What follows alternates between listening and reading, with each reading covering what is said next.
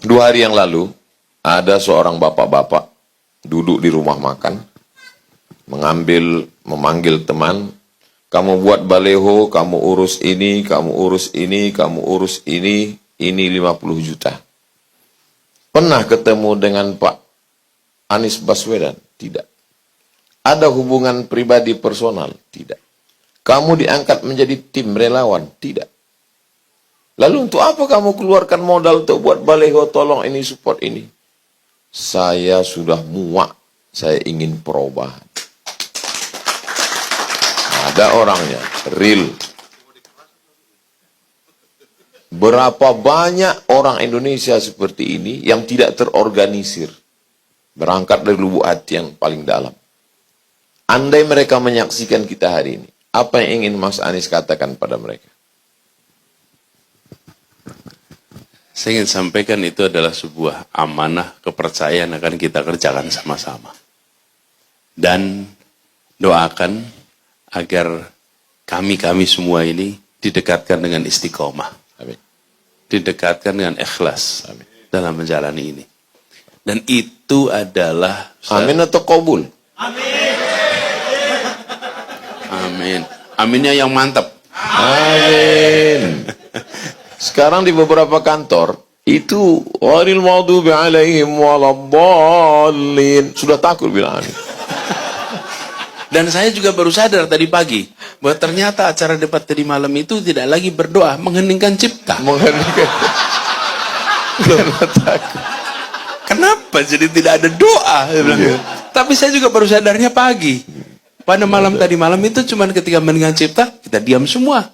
Doa. Tumben doanya diam. Jangan-jangan tasyahud pun sekarang begini aja semua. Iya. Masa tasawuf tangannya keluar 2? Ini tasawuf 1 lah, mau gimana kita? Ampun. Saya lihat di kamus bahasa Arab, Anis itu artinya 3. Yang pertama, sodiqun, sahabat. Yang kedua, husnul ulfah, mudah untuk berinteraksi. Yang ketiga, al-mulatafah, lembut. Sahabat, mudah untuk berkomunikasi, berinteraksi, dan ada kelembutan. Kira-kira kalau udah jadi presiden, apakah 3 itu masih tetap ada?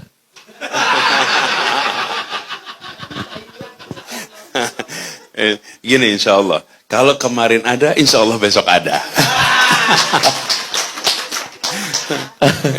Yang sulit itu mewujudkan yang belum ada dan mengada-ngada. Itu dia. Ya, betul, itu yang paling susah. Apalagi kalau diadakan untuk menutupi. Menutupi yang tak ada. Ya. Tapi kembali sama tadi Ustaz. Itu orang-orang saudara-saudara kita yang bekerja tanpa saya pernah dengar, ketemu. Itulah yang saya alami 5 tahun terakhir di Jakarta, Ustaz. Oh. Jadi gini, Ustaz. Jakarta itu pilkadanya melibatkan begitu banyak orang.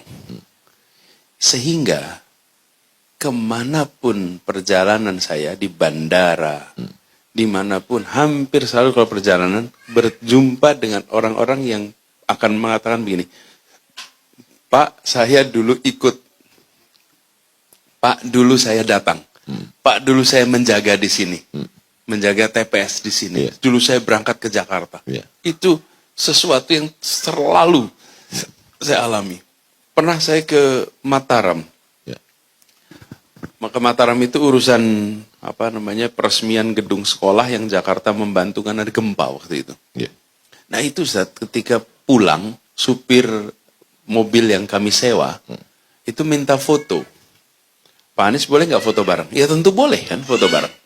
Nah setelah foto bareng, lalu dia bilang begini, Pak, kami dulu waktu pilkada di Jakarta, dia sebut angkanya mungkin ber-30, mungkin ber-40, naik bis dari sini ke Jakarta untuk menjagain TPS di sana. Allah. Dari Mataram. Dan dia tidak pernah bilang pada saya pada saat saya baru datang. Baru ketika mau pulang. Baru ngasih tahu. Saya ke Balikpapan. Ini kejadian. Balikpapan, mampir pasar, mau beli apa namanya rotan yang jadi apa sih namanya tikar itu. Saya mampir di situ. Pas mampir sepasar itu kumpul semua. Iya. Pak Anies ini dulu berangkat, ini berangkat semua ini Pak berangkat semua ke Jakarta dulu. Ketika pilkada Jakarta. Sekarang mereka nggak berangkat. Masya Allah. Karena di TPS-nya masing-masing. Iya betul. Sekarang mereka jaga tempat-tempat masing-masing. Dan yang unik apa? Iya. Pak jangan pulang dulu. Ini kami barusan telepon. Yang membelikan tiket kami sekarang mau datang ke sini. Jadi ini orang semua itu berangkat yang membelikan tiket satu orang. Allah. Terus orang itu datang, berjumpa dengan saya. Dan dia mengatakan, Pak Anies terima kasih. Saya senang sekali. Lihat Jakarta berubah, saya merasa senang sekali. Bahwa saya dulu ikut dalam ikhtiar waktu itu. Terus saya akan tanya, Bapak ini, dia membiayai begitu banyak orang ke Jakarta, tidak pernah menghubungi saya, tidak pernah mendatangi saya, sama sekali tidak pernah. Tidak pernah. Sama dengan pemilik restoran di sini, Ibu Yus yang tadi saya datangin. Melayu. Ibu Melayu, rumah makan Melayu ya. Sama. Beliau berangkat ke Jakarta ketika pilkada 2017 itu. Berangkat ke Jakarta, dikirim orang-orang banyak ke Jakarta. Dan Ibu Yus ini juga sama, Pak. Apa kejadiannya? Saya baru tahu ketika saya datang ke sini. Bahwa ada anak-anak mau pinjam ruangan di tempat rumah makan beliau. Lalu anak-anak ini karena mereka relawan pendukung, tidak punya bekal yang cukup. Iya. Jadi kalau nggak salah 50 orang pertemuannya, terus anggarannya tidak cukup, jadi dia ketemu, Bu, bisa nggak menunya dikurangin ini, kurangi ini. Ya, biar Terus cukup. Ibu Yus itu bilang, ini jadi apa masakannya nanti kalau semuanya dikurangin? Ini kurangin ber-50, ya soalnya anggarannya nggak cukup. Terus Ibu Yus tanya, ini pertemuan apa? Oh, ini kami relawan Anies, Bu. Mau relawan Anies, udah bikin di sini aja, makanan dari saya. Allah. Jadi dia masakin di situ semua.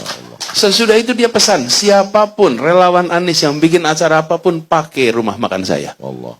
Dan sampai sekarang. Dan ketika datang itu, saya pernah waktu datang ke sini, awal tahun ya datang ke sini. Restoran itu semua diundang makan sama beliau. Jadi kalau ada relawan kumpul, ini Ustaz, begini itu banyak sekali. Tadi Ustaz. siang saya WA ponakan saya. Di mana Umi udah dibawa makan tempat Melayu, saya bilang. Nggak bisa, karena semua relawan Pak Anies. Gitu. Semua relawan Anies. Jadi, itu, Ibu Yus itu. Jadi, ini apa ya, kami merasa ini sebagai sebuah kepercayaan. Memang ingin perubahan. Ya. Ingin kita melihat Indonesia yang lebih baik. Ya. Dan itu yang membuat kami itu makin semangat, Ustaz.